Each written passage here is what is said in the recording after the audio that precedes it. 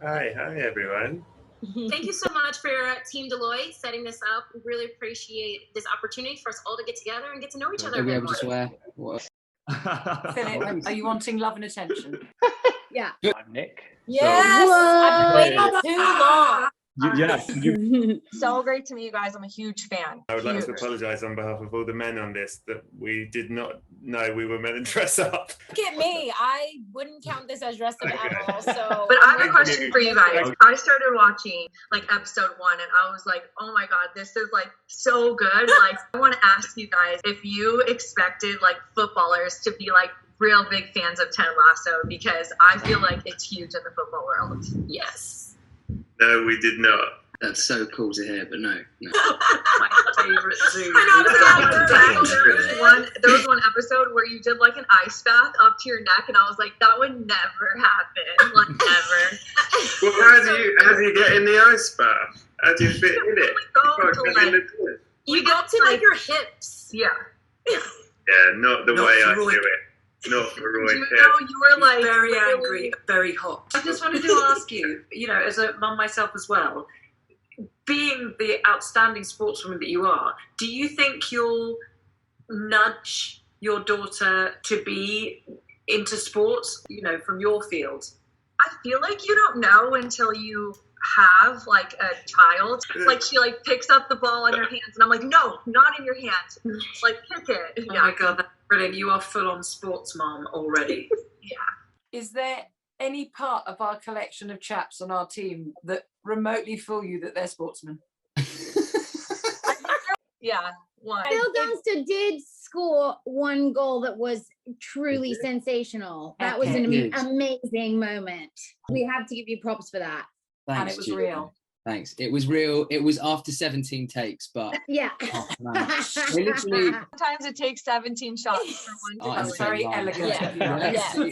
Thanks. Do any of you guys have soccer background though? Like, did you play as a kid at all, or like no? I played. I mean, it's embarrassing for me to say this to you guys, but I'm an enthusiastic footballer. Okay, but I want to know like a non-football related question. Like, Hannah, did you actually eat the biscuits, and like how good were they?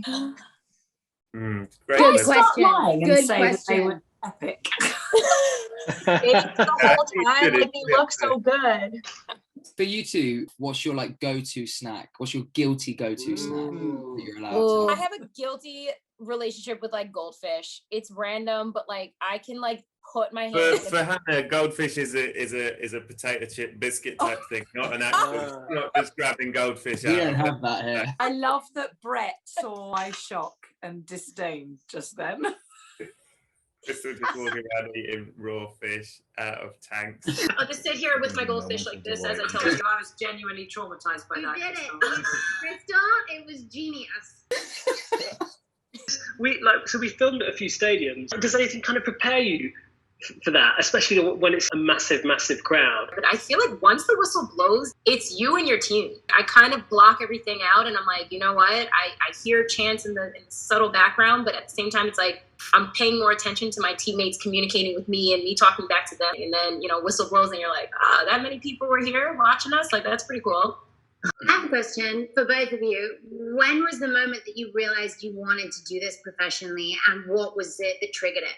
Oh, yeah. I mean, my story is like kind of not weird and wild, but like, I didn't get involved in this game because I was triggered to reach this level. I was just like, this sport is really fun and like, that's really cool. So here I am. It's probably similar to like you guys acting. Some of you probably found it later, some earlier, but pretty much like together 24/7. I mean, Chris, like before COVID hit, like how many days were we together? Oh, you're basically like my like sister. I mean, they're out of a month. We are with each other like 3 weeks out of the month. Like, and we do it when we're tired of this. I just wanted to ask you guys, actually, because of the whole lockdown nightmare, how do you keep yourselves both physically and mentally fit and healthy? Because I would imagine if you slip too far past zero, it's a hell of a long way to get back up to where you guys need to be.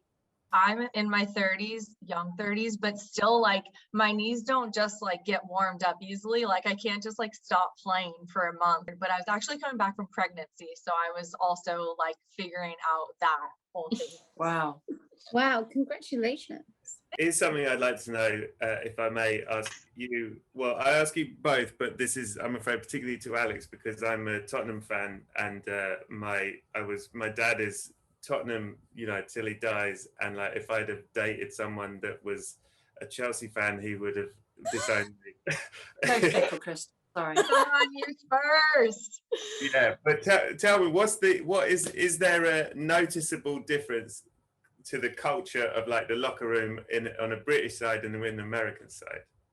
British football on the women's side has kind of like really grown in a short period of time. I feel like in the US, we have had popularity over the last 10, 15 years. So I feel like it's just starting in England a little bit more. Things are definitely moving along in England, but what's great about the US women's national team is like we're always pushing the limits. We're always ruffling feathers. All right, y'all, I have a question for you.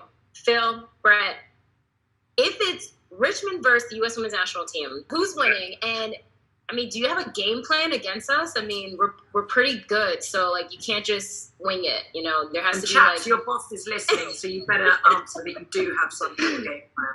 We bring the Chaos Hammer, we bring the Sandman, we bring Leaky Faucet, we bring all the special moves that you're not expecting, and it's still an absolute fucking massacre. Yeah, it's bloodshed.